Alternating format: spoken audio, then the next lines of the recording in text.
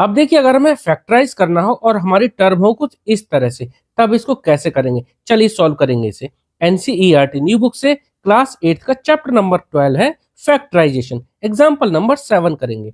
Factorise, यहाँ पर देखो A square minus 2ab plus B square और ये माइनस का सी स्क्वायर है।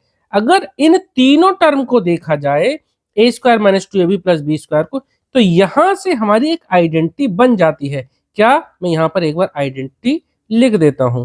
तो यूजिंग आइडेंटिटी, देखो आइडेंटिटी होती है हमारी, एक ये आइडेंटिटी होती है A square minus 2ab plus B square. इसको हम लिख सकते हैं ए माइनस बी का होल स्क्वायर। अगर कहीं ये लिखा हो तो उसकी जगह हम लिख सकते हैं ए माइनस बी का होल स्क्वायर। यहां पर एग्जैक्टली ये ही लिखा हुआ है, तो ये हमारा क्या बन जाएगा, इसकी जगह हम लिख देंगे ये। ठीक है, तो देयरफॉर इस पूरे की जगह हम क्या लिख देंगे, A square minus 2ab plus B square लिख देंगे। A square minus 2ab plus B square minus C square, ये क्या हो जाएगा, मैं लिख देता हूं बिकम्स, ये बन जाएगा। इस पूरे की जगह हम चेंज कर देंगे क्या, ए माइनस बी का होल स्क्वायर, और साथ में ये माइनस का सी स्क्वायर है तो वो भी हम साथ में लिख देंगे।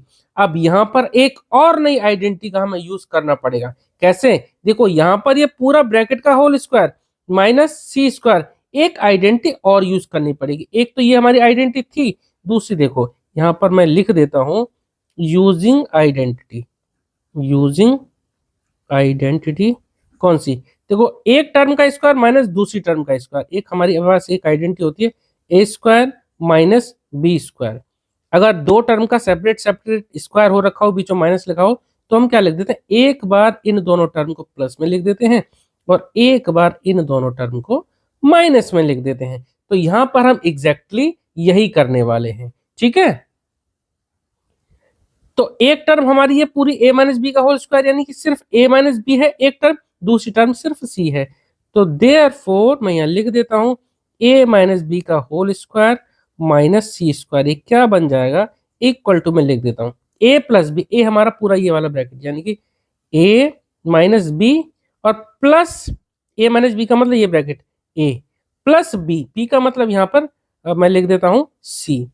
ठीक है, अगले ब्रैकेट में ए माइनस बी यानी कि पहला टर्म का स्क्वायर, जो पहला टर्म यानी कि ब्रैकेट वाला ये ए माइनस बी, ये लिखा और माइनस है तो माइनस लगाया, और बी यानी कि सेकंड टर्म कितना है, सी।